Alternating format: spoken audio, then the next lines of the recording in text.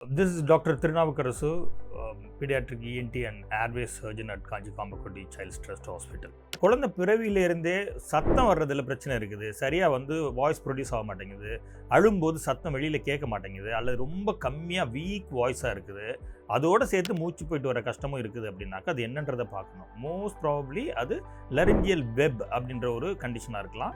அந்த மாதிரி இருக்குது அப்படின்னாக்கா சீக்கிரமே டயக்னோஸ் பண்ணணும். டயக்னோஸ் பண்ணுறதுக்கு மூச்சு குழாய் வழியாக டியூப் போட்டு பார்த்து தான் டயக்னோஸ் பண்ண முடியும். ஏர்வே ப்ராப்ளம்ஸ் என்னவாக இருந்தாலும் எண்டோஸ்கோப்பி மூலமாக தான் கண்டுபிடிக்க முடியும். வெளியிலேருந்து என்னன்றதை கண்டுபிடிக்கிறதுக்கு நம்மளுக்கு சிம்டம்ஸ் இருக்குதாங்கிறது தான் ஃபஸ்ட்டு பார்க்கணும். அந்த மாதிரி சிம்டம்ஸ் இருக்குது அப்படின்னு சொன்னால் அதுக்கப்புறமா ஹாஸ்பிட்டலில் டாக்டர்கிட்ட இதுக்கான டெஸ்ட்லாம் என்னன்றதை பண்ணி பார்க்கணும்.